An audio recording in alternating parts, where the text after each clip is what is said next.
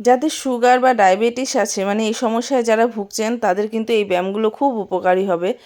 তবে সুগার কিন্তু বলবো না যে একদম কমে যাবে, অবশ্যই সাথে ওষুধ খেতে হবে। যারা ইনসুলিন নেয় তাদের ইনসুলিন নিতে হবে, কিন্তু ইনসুলিন নিতে নিতে যদি এই ব্যায়ামগুলো করতে হয় মানে করে, তাহলে কিন্তু আস্তে আস্তে তাদের ইনসুলিন নেওয়াটা বন্ধ হয়ে যাবে, মানে সুগারের লেভেলটা অনেকটা কমে যাবে। সাথে অবশ্যই খাওয়া দাওয়া অনেক মেনটেন করতে করতে হবে, যেরকম মিষ্টি জাতীয় দ্রব্য তো একদম খাওয়াই যাবে না। আর এটা যাদের সুগার থাকে তারা জানে কি খেতে হয় কি খেতে হয় না, বেশিরভাগ সবাই জানে। কিন্তু ব্যায়ামগুলো খুব ভালো করে করতে হয়। আর আধ ঘন্টা অন্তত পক্ষে হাঁটতে হবে, যাদের সুগার আছে তাদের অন্তত পক্ষে মানে 30 মিনিট হাঁটতেই হবে, তাহলে সুগারের লেভেল অনেকটা কম হবে।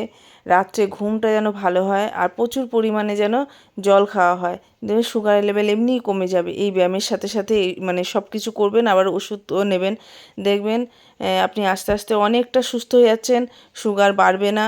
আর সবচেয়ে হচ্ছে দরকারি যেটা হচ্ছে মেথি ভেজানো জল, সপ্তাহে 2 দিন মেথি ভেজানো জল খাবেন। সুগারে যারা প্রচণ্ড হাই সুগার, তারা মেথি ভেজানো জলটা খুব উপকারী। সাথে তো আরও কিছু রয়েছে, যেরকম উচ্ছে, এটা আপনাদের খাবারের প্রত্যেক দিনের তালিকায় যদি রাখেন উচ্ছেটা খুব ভালো হয়, তবে ভাজা না, অবশ্যই ভাজা না, তরকারি বা সিদ্ধ, মানে তরকারিটাও আলু ছাড়া। আর তেল যতটা কম দিতে পারবেন, তবে সবচেয়ে উপকার হবে সিদ্ধ। এইগুলো একটু দেখে, মাটির নিচের জিনিস, সাদা মানে চিনি চাল, এই সাদা জিনিস এইগুলো একটু দেখে মেনটেন করে খেলে সুগার অনেক কমে যাবে।